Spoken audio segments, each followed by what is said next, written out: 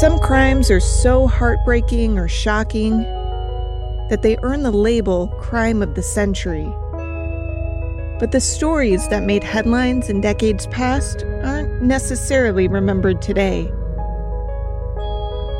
I'm Amber Hunt, a journalist and author, and in each episode of this show, I'll examine a case that's maybe lesser known today, but was huge when it happened.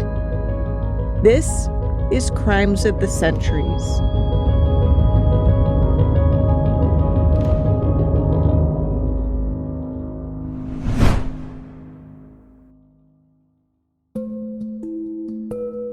Arthur Freed should have been right behind his wife, her brother, and her brother's wife. Those three were in one car, while Arthur was in his own, having retrieved it from his mom's house after a trip to the movies.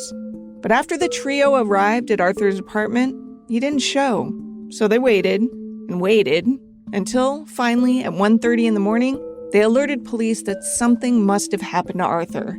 Seriously, they said, he was right behind us. He was following us to his place. A couple of hours later, Arthur's nerve-wracked wife got a phone call. She didn't recognize the man's voice, but he assured her he was a friend of Arthur's, and don't worry, Arthur just had a bit too much to drink and decided to sleep it off. He'll be home in the morning. This didn't do much to calm his wife, because Arthur didn't drink, period. She had reason to worry. Arthur was heir to a sand and gravel company worth a fair bit of money, and this was December 1937, right in the midst of a mostly forgotten period in American history that one author dubbed the Kidnap years. It would be months before the Freed family figured out what had happened to Arthur.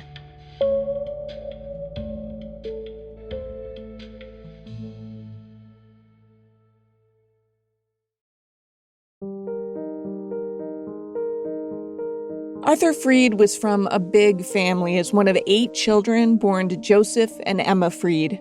Fairly atypical for the time, Emma hadn't had her first child until she was 31 years old.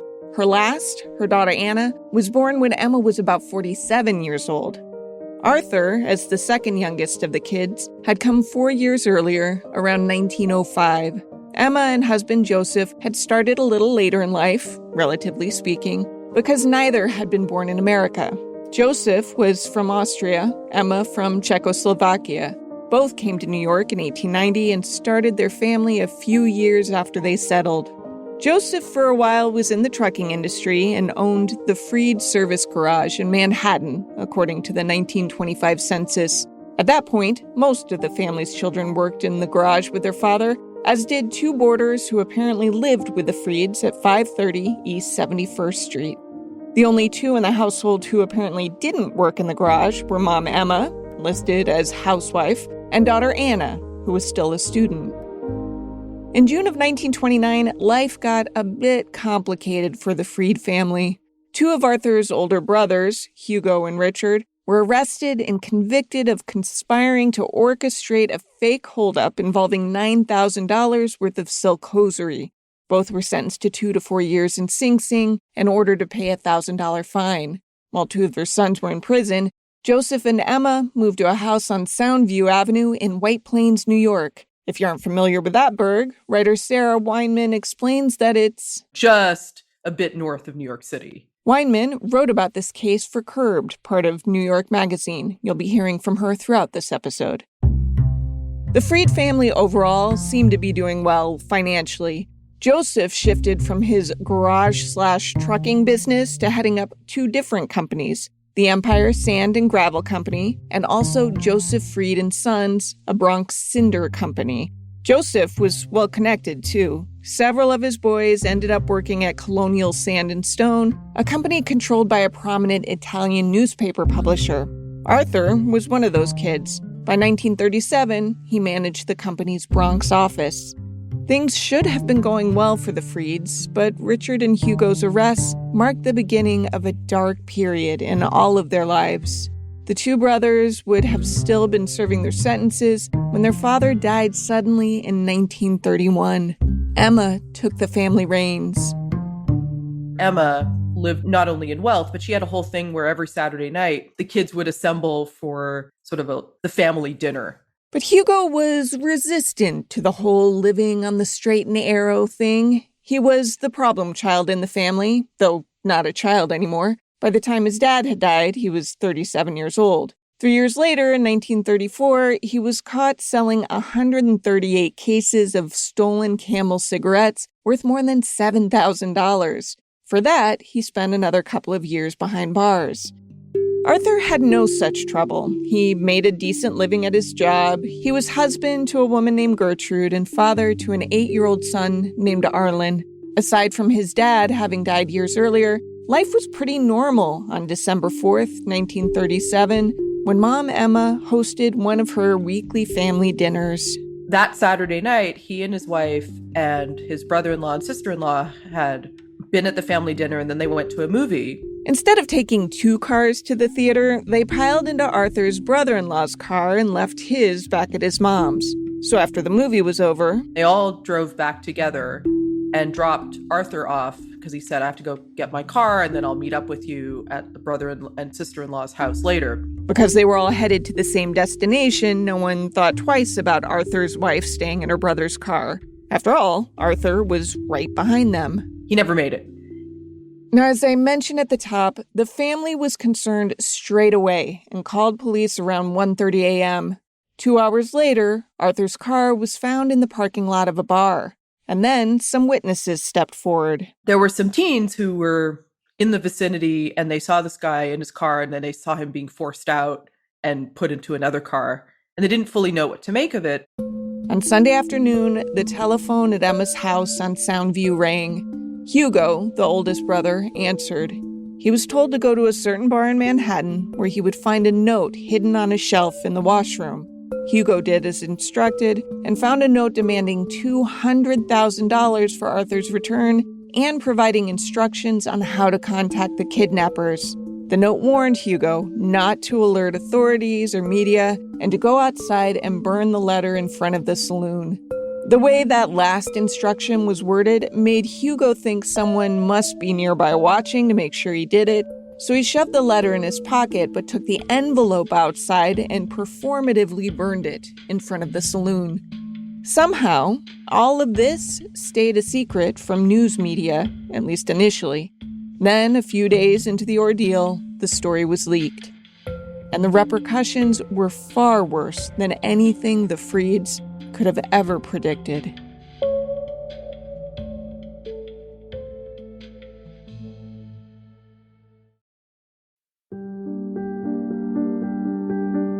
When you flip through newspapers looking for stories about Arthur Freed's 1937 kidnapping, you're reminded that, holy hell, were there a lot of kidnappings in the 1930s. It was no coincidence that this was happening during the Great Depression.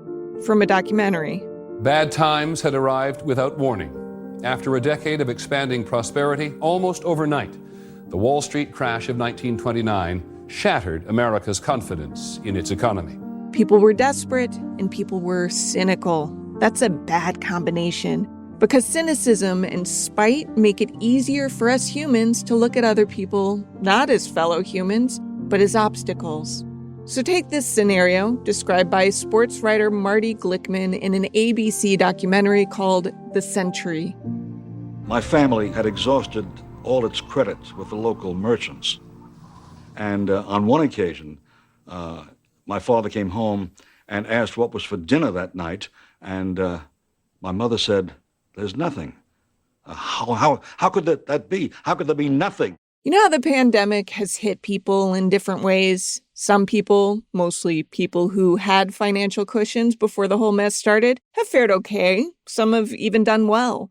People who didn't have the luxury of flush savings accounts have been, of course, hit far harder. As tough as it is right now, it's nothing compared to the Great Depression because our banks are at least insured. They're not failing. The people with money saved are dipping into the savings, which stings, sure, but the savings exist. So imagine most of the country, even people who had worked hard, who had skipped out on vacations and fancy furniture so they could save for a rainy decade, lost everything, practically overnight. Imagine how unfair it must have seemed to them when they spotted someone who hadn't been leveled by the economy.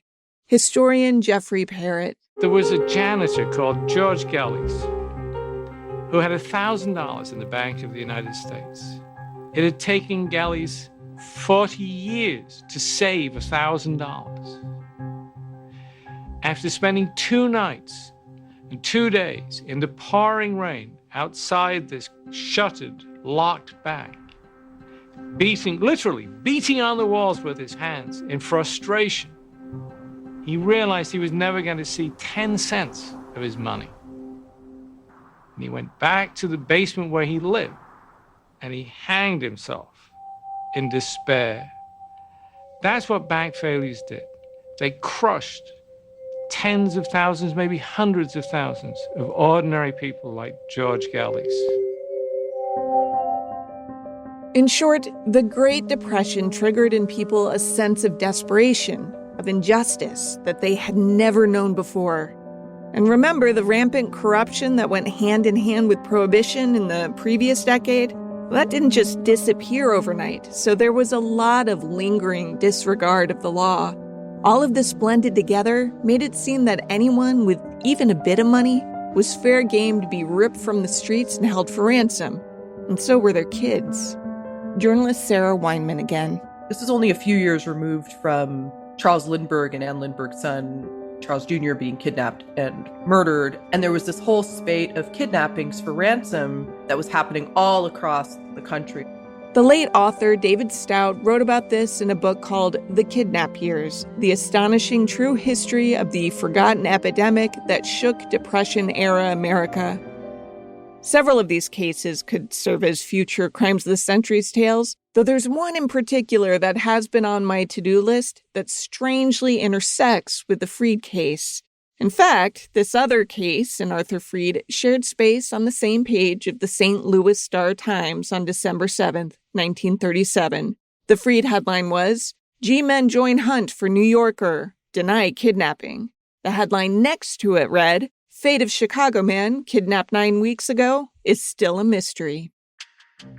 The victim in that case was a man named Charles Ross. If the name sounds oddly familiar, that might be because in Season 1, I covered the infamous kidnapping case of 4-year-old Charlie Ross in 1874, which is considered America's first kidnapping. Charles Ross was of no relation. The Star-Times story began, quote, 9 weeks and 3 days ago, Charles S. Ross, 72, a slim, gray-haired man who had retired with a comfortable fortune, was kidnapped by 3 men. Although a $50,000 ransom was paid October 8th for his release, he's still missing. His wife believes he is dead. End quote. This Charles Ross had worked for decades as a greeting cards manufacturer and retired with a healthy bank account. His kidnapping, like Arthur Freed's a couple of months later, occurred on a Saturday night. Instead of random teenagers having witnessed this one, however, Ross's ordeal was reported by a woman he employed as a secretary, which might seem odd in retirement, but that's how rich people roll. Regardless, Florence Freehage was riding in a car with Ross on a lonely road at the outskirts of the city, according to a Wire story, when 3 men armed with guns seized Ross, robbed him, and announced that he was to come with them, per orders of their boss. Like Freed, Ross was yanked from his car and forced into the kidnappers. They left his secretary behind with Ross's car keys so she could drive away and call police as soon as she could. Mrs. Ross was beside herself. She and her husband had big plans pending. They were going to Australia the next summer, a retirement trip they'd planned for years. But she took some comfort in knowing that her husband was the type who would cooperate easily. She told reporters, hell, he might even be playing bridge with the kidnappers right now. Police were certain a ransom demand would follow, and a few days after the kidnapping, it did. Mrs. Ross paid, but then nothing. His wife feared the worst because her husband had a heart condition and high blood pressure, and no proof of life had been delivered since his kidnapping. His wife, unfortunately, was right, though she wouldn't know it for another month. The ransom money had been marked, so FBI followed its trail from Chicago to Los Angeles, where they arrested a man who said his name was Peter Anders, who confessed that 2 days after he got the ransom money, he killed not just Ross, but also a man named James Atwood Gray, who had helped Anders with the kidnapping. Most kidnappings didn't end the way the Ross case did, however. If they did, people wouldn't pay the ransoms. Usually what would happen is someone would be kidnapped, a ransom demand was made, the demand might be out of the family's reach, and so the two sides would negotiate. If you're curious why hardcore kidnappers would be willing to negotiate, so was I. I think they just wanted money, and they just, these guys were not very smart. They probably weren't that hardcore either. They were mostly gamblers trying like hell to make it through the Depression, and they'd often take whatever money they could get. That was true of Anders, who spent some of his ill-gotten money on pony races. Now, where this case intersects with the Freed case is that the FBI questioned Anders because they thought the cases sounded similar enough that follow-up was warranted. Anders insisted he had nothing to do with Freed's disappearance. By the way, it turned out Anders was a pseudonym for a criminal named John Henry Seidland, whom J. Edgar Hoover called the nation's cruelest criminal. He pleaded guilty and died in the electric chair July 14th, 1938. He was 27 years old.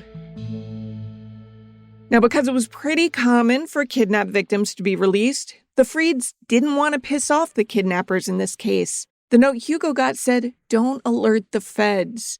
G-men were making headlines left and right getting involved in these cases, which, since the baby Lindbergh kidnapping, fell under federal jurisdiction if it was suspected that the kidnappers had crossed state lines at any point. Apparently, Arthur's kidnappers didn't want that much heat. Problem was, the family had alerted police before they got the note telling them not to do so. So something odd happened, and the first news stories about Arthur's disappearance, his family denied that it was a kidnapping at all. Reporters have police sources saying, yes, it is, yet family members saying, no, Arthur and his wife actually got in a spat Saturday night, and he just went on a bender. We're sure he'll be back soon.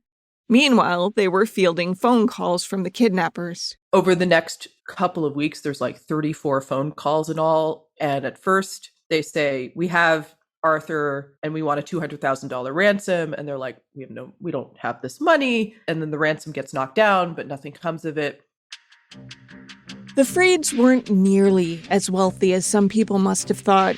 According to one report, they told the kidnappers they were only able to scrounge together $1,800, and the kidnappers said, fine, we'll take it.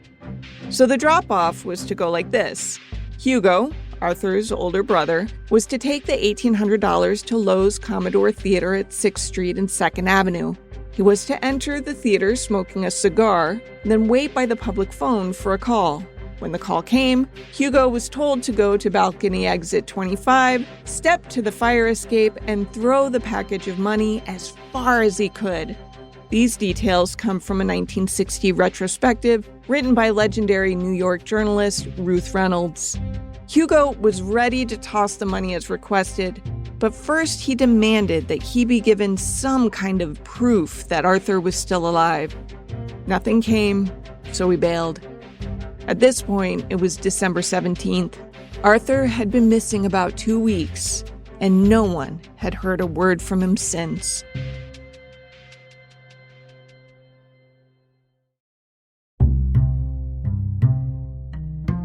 After Hugo Freed aborted the ransom drop, the phone calls from the kidnappers ceased, and the Freeds stopped pretending in the media that Arthur was on a bender. Not only had he been kidnapped, they admitted, but they were pretty sure he'd been killed. That's the only conclusion they could reach. If he were alive, surely he would have figured out some way to contact his wife and son. That spring, a man named Benjamin Farber was kidnapped and released for a $1,900 ransom. It was over and done with so quickly that it never even made the newspapers. But the FBI was involved from the start. Agents suspected that kidnapping was somehow related to Freed's, but Benjamin was so rattled by the experience, he couldn't give them any details. So nothing much really happens until the summer of 38, when a 19-year-old boy named Norman Miller is off to the movies with his best buddy, Sidney Lehrer, and Norman is home from Franklin and Marshall College, which is in and around Pennsylvania. And by home, he's home in like deep Brooklyn. So they go to a movie. On their way home, they get into the car, and there's like one guy on one side of the car, one guy on the other side of the car, and there are these running boards. And Norman is trying to drive, and that's, and he manages to drive a little bit, but the kidnappers catch up with him and, put a gun in his face. Norman and Sidney, both age 19, were bound and gagged. Because there had been so many high-profile kidnappings, they realized quickly what was happening to them, and Norman knew why. His father, Charles, let's just say that he didn't always operate on the legal side of the ledger. So he was likely to know some pretty shady people. And Norman knew that. So he was a smart kid and thought, I better just pay attention to the best of my ability and remember every little detail that I can. And they retained a lot of details. So this is how we know that, for example, at around 12:45 a.m. or thereabouts, A Tisket a Tasket, which was a Tommy Dorsey band hit, was playing on the radio because Norman heard it and remembered it. This is how we know that the car, it crossed some bridge, which he was pretty sure was the Williamsburg Bridge just based on how long it took. They noticed that when they finally reached their destination, they were led upstairs. At some point the next morning, they heard church bells. One of the kidnappers mentioned wanting to leave for a bit to see a movie. At one point, he hears the unmistakable sound of essentially billiard balls on a pool table. And that's how he figures out, oh, I must be somewhere that's like kind of speakeasy-ish, but not sure. This would have all been useless, of course, had Norman and Sidney been among the slain kidnap victims. But they weren't. Sidney was released to relay a ransom demand to Norman's family. Soon after, Norman's father, Charles, put $13,000 in a garbage can and followed directions until he found Norman sitting on another garbage can. His son's eyes were still taped shut. Thanks to the details Norman was able to give police, they figured out that the hideout had been within a half-hour's drive of the kidnapping spot. The territory was divvied into sections, and agents fanned out to find a place near a movie theater, a church, and a billiard parlor. Sidney and Norman also relayed that they were pretty sure the kidnapping car had been a 1937 Packard Club Coupe. Police searched and found that such a car was owned by a guy named Dennis Gula, who happened to operate a place called Ukrainian Hall, a sort of dance and bar dive on 6th Street, near a church, which also happened to be near the theater where Hugo Freed had been instructed to toss Arthur's ransom money. FBI agents were dubious that Dennis Gula was their guy, though. They suspected the real culprit was his son, Demetrius, who went by the name Danny, and liked to bet on horses with his friends John Verga and William Jackness. On October 28, 1938, the FBI rounded up the three men and, according to Ruth Reynolds' story, quote, Jackness folded at once, end quote. The kidnapping ring was even bigger than the agents had realized. Two more men, Ignazio Russo and Joseph Sakota, who went by his middle name Steve, rounded out a quintet. It goes without saying that all of these guys had criminal records. Almost all of them had served time in Sing Sing. I believe William Jackness had known Charles Miller, who was Norman's father, through some shady means. They targeted each man because his family had criminal ties. For Arthur Freed, it was his brother Hugo. In fact, they didn't actually intend to kidnap Arthur.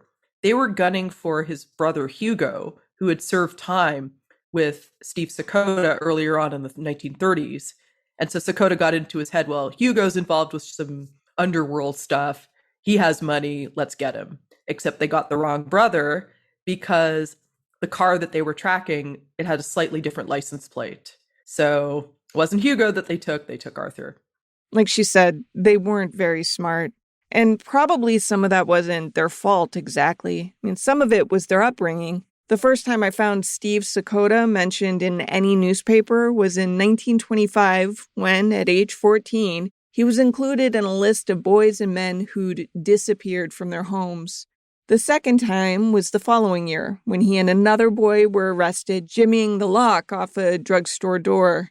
The time after that was a big enough deal that his name was even in the headline. Sakota admits robbing 10 houses near Vanderveer Park. Apparently, the then 18-year-old had earned himself the moniker of Sheepshead Bay's matinee burglar by robbing houses of money and jewelry while the homes were empty in the mid-afternoon. In 1930, he had a new nickname, Brooklyn's Lone Wolf. He was arrested on suspicion of 25 robberies. His first arrest with Danny Gula came in 1932, when the two were part of a quartet arrested for passing counterfeit money. Sakota had some assaults on his record, but insisted that when he and his compadres kidnapped Arthur Freed, they had no thoughts of killing him until the story about his kidnapping made the newspapers. And that's why the family had tried to downplay it at first by saying, oh, he just got in a fight with his wife. It's not a kidnapping at all. They had been right to worry. What happened is that Freed had been taken to an apartment that was rented and lived in by Sakota's girlfriend, Marie Lamont, and a friend of hers. About 4 days after his kidnapping, when the news became public, one of those kidnappers freaked out and shot him. The one who freaked out and shot him was Steve Sakota. That's according to Danny Gula, anyway. Sakota's version is that Gula was the gunman. Whoever had leaked the story to the newspapers had inadvertently signed Arthur Freed's death warrant. After Arthur had been shot, the kidnappers had to figure out what to do with the body. So they drove it over to this place in the East Village called Ukrainian Hall. And they take Freed's body to the basement. According to Reynolds' story, they weren't actually sure Freed was just a body at this point. He might have still been alive but unconscious. Either way, his captors walked him through the bar as though he'd had one too many to drink and made it to the basement without catching anyone's attention. There's a furnace, so they essentially cremate him. And they think that they've gotten rid of everything, but of course, as we all know, when you incinerate a body, there are still fragments left over. Those fragments ultimately helped substantiate the kidnappers' confessions, which prosecutors needed because those confessions were quickly recanted. In fact, that was a big focus of the subsequent trial. Sakota said he was in a fog when he confessed and that, in reality, he'd never even met Arthur Freed, much less killed him. Gula said the FBI agents who interrogated him used medieval torture to put words into his mouth. So there's a lot of accusations of police brutality, which I actually believe are true. It's the 1930s. It's long before Miranda. It's long before anything Supreme Court-wise is codified how to deal with suspects. I also believe fully that these guys were guilty of the crime. Both things can be true, after all. Police could have tortured confessions out of guilty men. The public didn't have much sympathy for someone slapped around when that someone was believed to have murdered an innocent man. Even the way the police brutality stories were reported was telling. One was titled, G-Men Deny Beating Kidnapping Suspects. So the government's denial was right in the headline. And because this was so soon after the Baby Lindbergh case, there was an interesting twist. That high-profile case had changed a lot of laws, including the one mentioned earlier that made interstate kidnapping a federal crime. But that wasn't the only change. Several states put new laws on the books, too, and in New York, there was a law for some 6 years that said if you're convicted of kidnapping someone, and that someone isn't found by trial's end, well, that someone was assumed to be dead, which meant your kidnapping conviction was really on par with a murder conviction. It just meant that there was a whole period of time when people who were not charged with murder could be executed. It was eventually repealed, but it still stood as of late 1939 when Sakota and Gula were on trial for Freed's kidnapping. Gula and Sakota didn't want to die.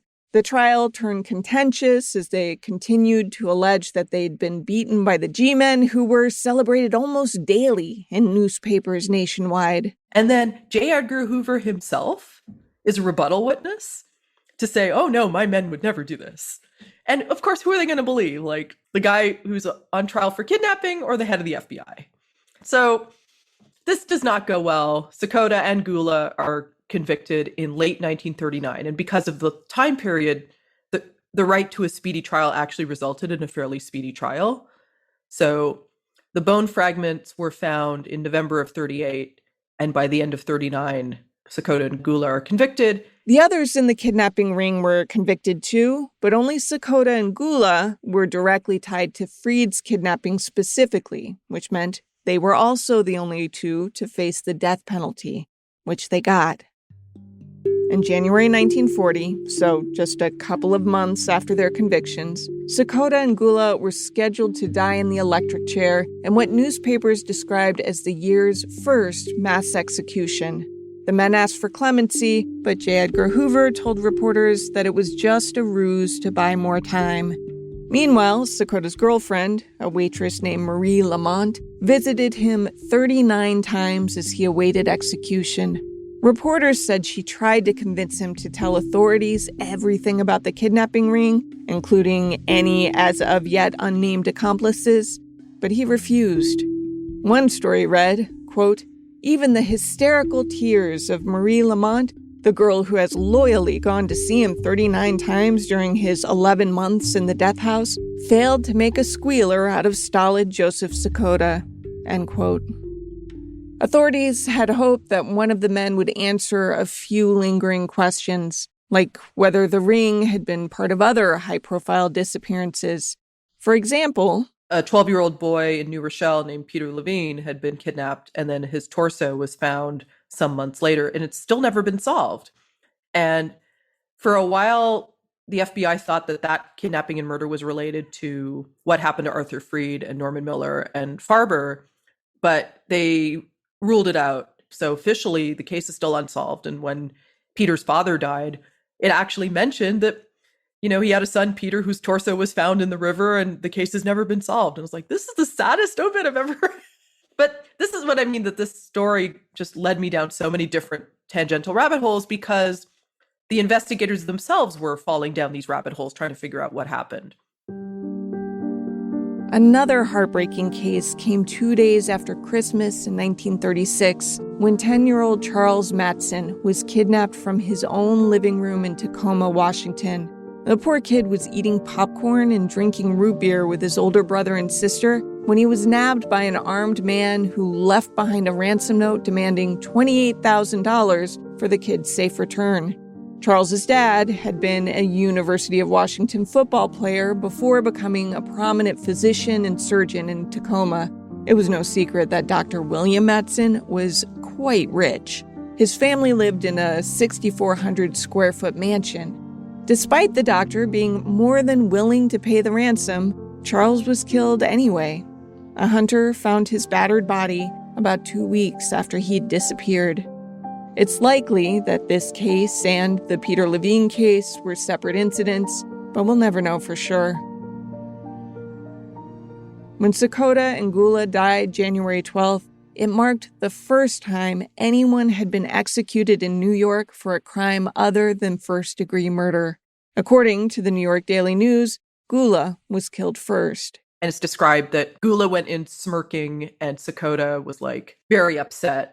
It's possible the New York Daily News was embellishing a bit. Shocking, I know, because others described both men as somber. Fun fact, the Associated Press has for decades been assured a spot as a media witness in executions, a job the agency takes very seriously, which is something I know because I helped cover 2 such executions.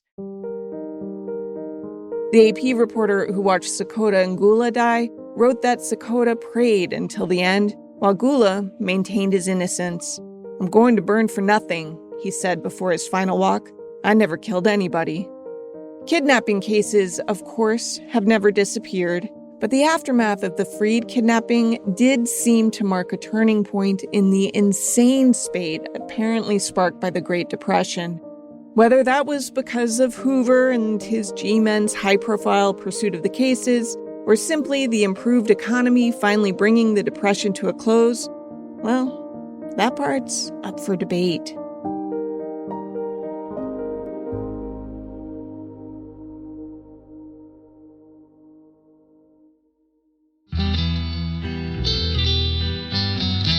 To research this story, I interviewed journalist and author Sarah Weinman, whose most recent book is Scoundrel: How a Convicted Murderer Persuaded the Women Who Loved Him, the Conservative Establishment, and the Courts to Set Him Free. The rest of the research was through contemporary news stories and census data. I want to mention, too, that there's another book about this kidnapping era called The Snatch Racket by Carolyn Cox that I haven't read yet, but I might.